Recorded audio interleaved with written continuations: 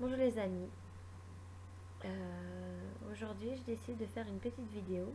Je sais, c'est pas mon genre, mais je trouve que l'idée était plutôt sympa parce que comme ça, c'est déjà plus facile pour moi. Donc oralement d'expliquer ce qui m'arrive aujourd'hui et pour vous, c'est plus facile aussi de le comprendre. Donc bon, il est un peu tard, il est minuit 45, mais c'est l'heure à laquelle je me sens, je veux dire, dans ma tête apte à pouvoir m'expliquer. Et puis les enfants sont au lit aussi, donc j'ai un peu de la tranquillité. Donc voilà, pour tous ceux qui me connaissent, donc qui savent comment est-ce que j'étais à l'époque, voilà, Fanny, ça a toujours été, je pense, hein, voilà, la fille qui a plein d'énergie, qui croque la vie à plein de dents, plein d'enthousiasme. Enfin voilà quoi, super de bonne humeur tout le temps. Et le fait que je sois comme ça aujourd'hui, je pense que je suis la première personne à pas y croire. Voilà, et surtout, c'est très dur à encaisser parce que je me reconnais pas dans ce que je suis devenue. Voilà, j'ai une perte d'énergie totale, de goût à la vie totale. Euh, je vois la vie différemment. C'est, oui, c'est des idées noires un petit peu. Donc voilà, c'est pas facile tous les jours, mais je pense que justement le fait que je vais faire des petites vidéos comme ça de temps en temps, ça va m'aider un petit peu moralement, et j'espère aussi que ça pourra aider d'autres personnes qui sont malades ou qui ne savent pas encore qu'ils le sont, car malheureusement c'est une maladie que beaucoup de gens sont atteints mais qui ne le savent pas. Voilà, donc c'est la maladie de Lyme, hein, donc que j'ai. Donc la maladie de Lyme qui est transmise par les tiques principalement. Donc, mais bon, il peut aussi y avoir les araignées, les grosses mouches, les tans, les moustiques. euh, des autres insectes, je pense. Je ne sais plus comment ils s'appellent. C'est des sortes de petits acariens rouges comme ça. C'est la saison d'ailleurs. Les atawat ou je ne sais pas. Donc voilà. Donc en fait, c'est une maladie dormante. Donc moi, j'ai été piquée, j'ai le souvenir, à 9 ans. Et à 9 ans, voilà, moi, j'ai été piquée en Alsace, c'était dans la montagne des singes. Il y avait plein de tiques, hein, parce qu'il y avait plein de singes, donc forcément ça grouillait de partout. Et donc voilà, j'avais été là-bas quand j'étais jeune avec mes parents. Et je me souviens avoir été piquée par un tic, et ma belle-mère aussi d'ailleurs. Donc de là, on l'a enlevé et puis basta quoi. C'est passé, hein. Ma petite vie a continué tranquillement. Je sais qu'à l'âge de mes 14 ans, j'ai eu un érythème, ce fameux érythème migrant qu'on appelle dans la maladie. C'est une des phases dans la maladie. Donc cet érythème là, en fait, à cette époque, donc moi j'avais 14-15 ans, un truc comme ça, et j'avais un rat. Et ce rat venait tout le temps sur moi, dans mon cou. C'était mon animal domestique, quoi. Donc j'avais attrapé une sorte de plaque ici au niveau de la gorge. Et suite à ça, j'étais voir un dermato, et il a pensé que c'était une route Sainte-Catherine, donc dû à un champignon à cause du rat. Donc ça a été traité par une crème, et puis c'est passé. Et voilà, bon, par la suite, les années sont passées. 20 ans exactement s'est écoulé. J'ai une vie assez mouvementée. Pour mes amis qui me connaissent le savent. Voilà, beaucoup danser, beaucoup faire la fête, beaucoup rigoler. Et puis je suis devenue maman. J'ai eu 2 enfants en 3 ans. Ça m'a beaucoup fatiguée. C'est une nouvelle vie pour moi qui a commencé. euh, avec beaucoup de responsabilités. Donc voilà, une vie un peu plus saine, euh, mais plus dure aussi, avec beaucoup oui, de responsabilités, et puis un changement total, hein, d'ambition, de plein de choses. Et puis voilà, aujourd'hui beaucoup fatiguée. Apparemment, donc cette maladie Quand on est très fatigué, on a le système immunitaire très bas, donc dû aux grossesses rapprochées, et puis j'ai eu mon opération aussi avec l'anesthésie générale. Bah là, les symptômes ont commencé donc à arriver. Donc j'ai eu d'abord un problème de vessie, donc des spasmes au niveau de la vessie, puis un jour je me suis réveillée et j'avais une sorte de brouillard cérébral, de vertige, de nausée, côté droit qui partait totalement en cacahuète, paralysie du bras, des doigts, paralysie de la jambe, dans le visage, perte de la vision d'un côté, puis une semaine après c'était l'autre œil. Euh, Fatigue chronique intense. Là encore maintenant, je suis pas remise, hein. En fait, les symptômes, ça va, ça vient. Bon, là maintenant, je sais parler, je sais plus ou moins, voilà, tenir une conversation normale, hein. Mais il y a des fois où je sais pas parler, quoi. Je suis pas là. Mon corps est là, mais mon esprit est comme s'il était mort. C'est vraiment très bizarre. On a l'impression qu'on va mourir, hein. Donc voilà, crise de panique. Moi, les enfants sont petits, c'est tous les jours un combat pour pouvoir essayer de s'en occuper. Et je pense que c'est la seule chose qui me tient en vie aujourd'hui, c'est le fait que j'ai une obligation envers mes enfants. C'est que je dois me lever, même si je souffre, si j'ai des courbatures partout, euh, comme si un train m'était passé dessus. Je me dis non, je peux pas rester dans mon lit, je peux pas mourir aujourd'hui parce que j'ai mes enfants, ils ont besoin de moi, je dois les changer, je dois les laver, je dois leur donner à manger, je dois les déposer à l'école, je dois leur donner de l'amour et pas maintenant. Voilà, c'est pas le moment maintenant, je dois me battre parce que j'ai pas le choix et pour eux tout simplement. Donc honnêtement, j'aurais pas mes enfants, je pense que je serais déjà plus là. Parce que voilà, j'ai eu des moments que, que il y a seul moi je sais dans quel état j'étais parce que le problème avec la maladie de Lyme, c'est que comme il n'y a pas vraiment de symptômes physiques allez, que la personne peut voir, l'autre personne en face de vous peut voir, elle ne peut pas comprendre les douleurs et le mal-être interne, la sensation qu'on va pas bien, qu'on va mourir, une sensation de suffocation, de brûlure intense, euh, comme si on vous rongeait de l'intérieur des petites bêtes qui vous grignotent, des paralysies, oui, des rythmes cardiaques qui s'accélèrent. On a l'impression que le cœur, il s'emballe, hein, réellement. Voilà, et ça ne se voit pas réellement, quoi. On voit pas qu'on est malade. Donc j'ai été plein de fois en urgence, on m'a prise pour une tarée, on m'a remballée, je partais de là en pleurant, on me disait non madame, il faut aller voir un psychologue, ça va pas dans votre vie, vous faites une dépression, alors oui d'accord, bon j'ai fait tout ça, hein.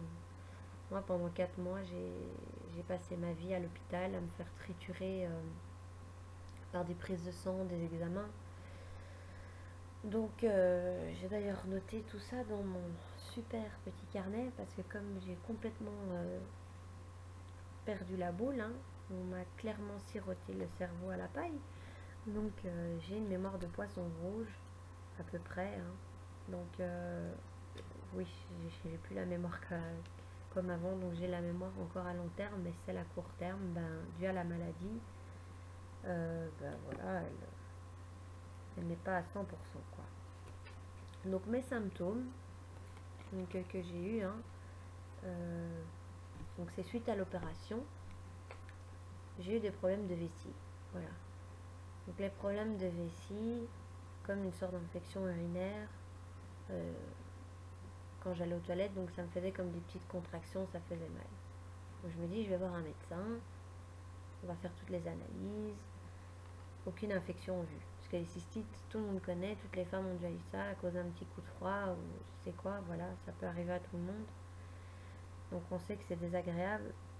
On fait une analyse d'urine et voilà, on voit ce qui se passe. Bon, là, il n'y avait rien à signaler, tout était nickel. Je me dis, bon, il y a un problème. On fait plus d'analyses, on fait une échographie de la vessie des reins. Là, un super urologue me voit apparemment des des pierres ou des boules au rein, je ne sais pas. Donc là, la panique encore plus. On fait un scanner abdominopelvien. Donc là, vive les rayons nucléaires. Déjà, faut savoir qu'un scanner abdominopelvien, ça vous met des radiations nucléaires à l'équivalent d'une personne qui travaille 1 an dans une usine nucléaire, quoi. Voilà. Donc tout ça pour me dire après qu'en fait j'ai rien. Donc super le médecin. Donc là on me fait une cystoscopie. Donc c'est une petite caméra qui est gentiment introduite dans l'urètre avec tout le bonheur du monde évidemment. Ça fait tellement du bien. Vous imaginez la douleur. Voilà, pour voir l'intérieur, donc les parois de la vessie. Et tout était normal aussi. Donc là, gros problème, on ne comprend pas d'où ça vient, ce stress. Bon, je laisse tomber parce que là, le coup de la vessie, je la laisse un peu en suspens. Parce que je ne trouve pas. À part des petits kystos ovaires, mais bon, ça apparemment, c'était pas grand chose. Donc, après, qu'est-ce que je fais, je suis orientée vers un neurologue à cause de tous mes maux. Et donc le généraliste me conseille d'aller voir un neurologue. Ok. Donc je vais voir le neurologue. On me fait des tests au niveau voilà, des jambes, des nerfs, au niveau des jambes. Et des tests de vertige. Parce que j'ai commencé à attraper en fait quelques jours après. Donc les problèmes de vessie. Je me suis réveillée. J'ai attrapé des paralysies. Des paralysies de la jambe, surtout le côté droit. Des pertes de mémoire, mais incroyables. Un brouillard cérébral, comme si le cerveau était endormi total. Les oreilles qui bourdonnent, des vertiges, des nausées, des coups d'électricité dans la nuque, dans la colonne vertébrale, dans le ventre, le bassin. Enfin, il y a tout qui flanchait, quoi. Il n'y avait pas un endroit où j'avais pas mal. Donc là, le neurologue me dit, bon, je fais de l'hyperventilation dû au fait que je sois fatiguée avec les enfants, les grossesses et un peu le stress de la vie, quoi, du quotidien. Donc, antidépresseur, madame Fanny, voilà. Vous avez littéralement pété une durite, c'est ce que mon médecin me dit. Donc, je prends les antidépresseurs pendant une semaine. Et là, j'arrête parce que je suis complètement shootée. Alors déjà, à la base, depuis que je suis malade, j'ai un peu la tête dans le derrière. Donc, c'est pas pour me l'enfoncer encore plus avec des trucs qui m'endorment. Donc là, je pouvais vraiment plus rien faire. Et je me dis, non, c'est pas possible. Je peux pas m'occuper des enfants. Je peux pas me parler. Donc, non, on va arrêter. Donc, j'arrête. Et puis, je me rendais compte que de toute façon, les douleurs étaient bien réelles. Ça ne les effaçait pas. Donc c'était pas ça le problème. Donc voilà, j'ai arrêté, j'ai été voir de nouveau mon généraliste qui m'a conseillé d'avoir un ORL pour tout ce qui était la gorge, les oreilles et le nez parce que j'avais attrapé une sinusite. Donc on a fait toutes les analyses, les petits tuyaux dans le nez, dans la gorge. On a été voir partout, on m'a fait une gastroscopie, le fameux gros tuyau pour aller voir dans l'estomac, le truc aussi super agréable. Donc voilà, on trouvait rien. Alors j'ai fait je prends mon petit carnet. Donc qu'est-ce que j'ai fait comme super examen? Parce que j'en ai fait. Donc ah oui, j'avais aussi des douleurs à la poitrine. Bon, j'ai fait la mammographie, j'ai fait 3 échos du sein.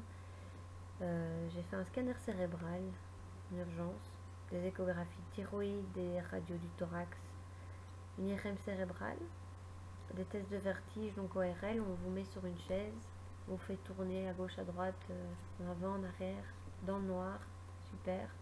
Et puis on vous injecte de l'eau froide et de l'eau chaude alternativement dans l'oreille. Et ça vous donne des nausées et des vertiges, c'est le test le plus horrible de toute ma vie, j'ai cru que j'allais mourir. Donc pour vous dire que tout va bien, parce que c'est ça le problème avec la maladie de Lyme, c'est qu'on vous fait faire plein de tests, qu'après on vous dit que tout va bien. Donc j'ai fait des tests de respiration chez l'ORL, qui là, on m'a trouvé que je respirais très très mal du nez finalement. Alors j'ai jamais eu de problème.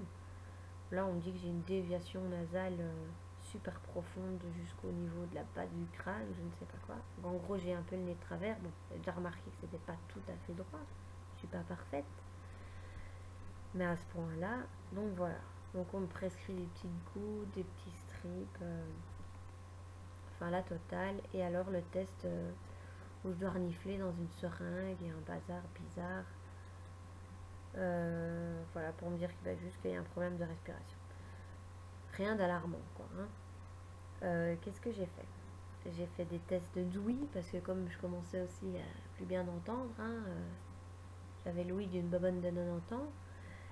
Donc on m'a fait des tests, et là, bah, apparemment, tout était bien aussi. J'avais les oreilles qui bourdonnaient, qui chauffaient. Ben, ça vient, ça part,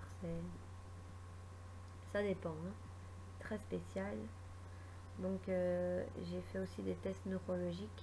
Ah oui, parce que mon très cher neurologue m'a aussi donc fait passer un test avec des petites aiguilles sur le crâne, aussi très agréable, pour finir me dire que bah, effectivement non, c'était pas une grave maladie neurologique et que j'étais juste enfin je faisais de l'hyperventilation.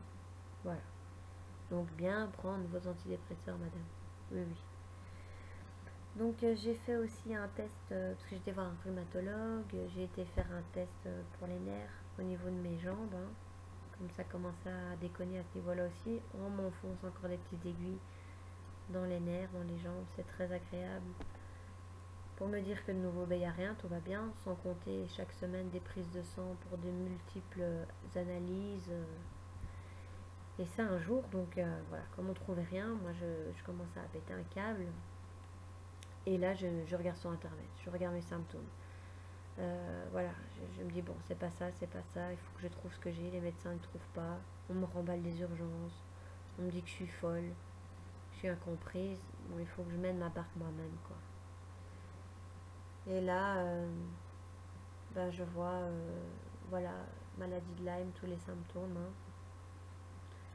Donc, je décide de demander à mon généraliste de me prescrire une prise de sang pour la Borrelia. Voilà, la bactérie la Borrelia, qui est là, qui se révèle positive à la sérologie. Oh, tiens, enfin un truc qui se révèle, quoi. Donc, je suis pas cinglée. Hein. C'est déjà une très bonne chose d'apprendre que, voilà, je suis pas totalement folle. Donc par la suite, eh ben, on me prescrit des antibiotiques, donc que je prends bien tous les jours, mais bon voilà, ça m'améliore un petit peu le quotidien, mais ça se voit clairement que je suis pas guérie, quoi. Hein, quand on voit ma tête, c'est pas du tout la Fanny d'avant. Hein. Moi j'ai pris un sacré coup de vieux dans la gueule, mais bon, je suis toujours en vie, c'est le principal. Hein. Donc voilà, c'est une vidéo pour en fait vous faire comprendre de l'ampleur de la maladie, que tout le monde peut l'attraper et que cette maladie, ben, elle peut dormir pendant des années et tout va bien et un petit coup de mou et voilà, elle arrive du jour au lendemain. Et le pire, c'est même pas d'être malade. Pour moi, c'est pas ça le pire. Le pire, c'est de pas être comprise. Le pire, c'est, voilà, moi, mon expérience, c'est mon conjoint qui ne me comprend pas, qui ne me soutient pas. Et je me sens vraiment très seule dans mon parcours. D'ailleurs, oui, depuis que je suis malade, c'est de pire en pire hein, dans mon couple. Voilà, parce qu'il comprend pas, parce que ça se voit pas. Et pourtant, je suis pas quelqu'un qui est douillette ou quoi que ce soit. Hein, voilà, je pense que je suis quelqu'un de fort. Mais ouais, là, voilà. Donc, ça ne se voit pas. C'est très dur à gérer. Je peux comprendre pour la personne qui vit avec la malade ou le malade. Mais oui, je pense que quand même, il faut avoir un minimum de compassion pour la personne avec qui on vit. Enfin, moi, c'est ma façon de penser, mais bon, ça, c'est un autre débat. Donc voilà, là, le plus dur pour moi, c'est de pas être comprise en fait. Quand on me voit, on pense que ouais, ça va, parce que j'ai pas un bras en moins ou une jambe en moins, mais tout se passe à l'intérieur, hein. Et depuis 4 mois, j'ai quand même énormément mal. Ma gorge qui me brûle, les ganglions qui sont enflés, ça m'irradie jusque dans la mâchoire, jusque dans l'épaule. J'ai été voir des chiropracteurs, des ostéopathes. Et j'ai dépensé un fric de malade là-dedans, dans, rien que dans les hôpitaux, en urgence, en analyse, donc prise de sang, analyse complémentaire. Je crois qu'on m'a bien piqué 20 fois, hein. Je pense qu'en tout, on m'a pris, je sais pas moi, des dizaines de tubes de sang, hein. C'est une vingtaine même, si pas plus. Euh, et là, dernièrement, donc, j'ai pris contact avec une femme sur un groupe de la maladie qui m'a conseillé ce fameux médecin qui est professeur à la base, un des meilleurs de Belgique, hein. Donc, parce que je pensais que, enfin, je pense toujours que mes enfants sont infectés, parce que cette maladie se transmet aussi in utero. Donc voilà, on peut l'avoir et que la maladie elle dort pendant des années, vous faites votre vie, vous faites vos gosses, et puis bah, quand l'enfant est dans votre ventre, il est, allez, il hérite du patrimoine génétique de la mère, donc en même temps il hérite des bactéries, forcément. Donc voilà, ça peut dormir aussi en lui et puis un jour se réveiller. Donc j'ai été voir ce médecin qui, pour lui, donc voilà, je dois faire beaucoup d'analyses qui sont encore très coûteuses. J'en aurai pour 2 000 € exactement, rien qu'en test. Parce que tous les échantillons donc, seront envoyés en Allemagne, parce que nos laboratoires ici sont pas compétents. Il y a une errance médicale au niveau de cette maladie. Voilà, on étouffe l'affaire. C'est un scandale mondial en fait, hein. Il y a des millions de gens qui sont infectés, mais au lieu de leur, voilà, les médecins, quand ils voient une personne comme moi débarquer avec plein de douleurs, bah directement on les classe dans la catégorie de gens qui sont en dépression. C'est facile. Et on leur dit, bah voilà, prenez un petit antidépresseur, ça va aller mieux, soufflez un petit coup. Mais non, il faut aller chercher plus loin, il faut faire des analyses bactériologiques. Mais tous les médecins ne pensent pas à Lyme. Moi, quand je vois au jour d'aujourd'hui, comme je dis, tout l'argent que j'ai dépensé, et qu'au final c'est moi qui ai fait mon propre diagnostic, je me demande à quel niveau on peut élever la médecine en Belgique. Voilà, avec soi-disant tous les spécialistes. Quand vous allez voir par exemple un rhumatologue, moi c'est mon expérience, je dis voilà, j'ai mal partout. Un rhumatologue, c'est une personne qui est spécialisée dans le squelette, hein. Tout ce qui est problème rhumatique et tout. Ben, voilà, la personne elle vous secoue le genou 2 secondes et puis elle vous demande 60 €.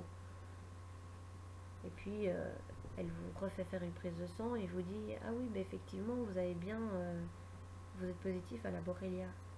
Alors que c'est moi-même qui lui ai dit que j'avais fait une prise de sang avant chez mon ORL, que c'était révélé positif à la Borrelia. Enfin bon, il faut arrêter de se foutre de la gueule des gens, hein. Donc, oui, non, c'est très bizarre ici en Belgique pour faire soigner.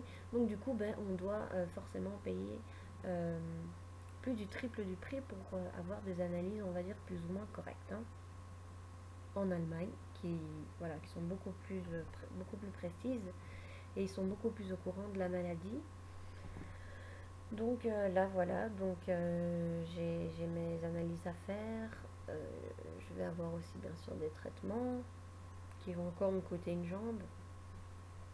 Donc voilà, moi ce que j'espère au jour d'aujourd'hui, c'est que peut-être inciter les gens qui ont des symptômes comme ça du jour au lendemain de fatigue chronique ou un peu un coup de déprime ou des douleurs qui ne sont pas explicables après 1001 examens, ben, peut-être se faire dépister contre la Borrelia, parce que voilà, ça peut être enfin, tout simplement non, mais ça peut être ça, et ça peut être une piste de départ vers vers pas une guérison parce que cette maladie on ne guérit pas, mais on apprend à vivre avec. Voilà. Donc c'est fini pour aujourd'hui. Je commence à être un peu fatiguée et comme j'ai plus toute ma tête, voilà. Donc je vais arrêter la vidéo et j'en ferai une bientôt pour vous expliquer l'évolution. Et voilà. J'attends des petits commentaires. Je sais que les personnes donc, qui me connaissent avant peut-être vont être choquées de me voir comment je suis maintenant. Parce que moi-même quand je me vois, je me reconnais pas. Je, je suis plus la même. J'ai plus cette joie de vivre, hein, mais ne m'en voulez pas. Voilà, c'est comme ça, c'est la vie. J'espère juste que j'irai mieux. Je vous fais plein de bisous et je vous souhaite une bonne nuit.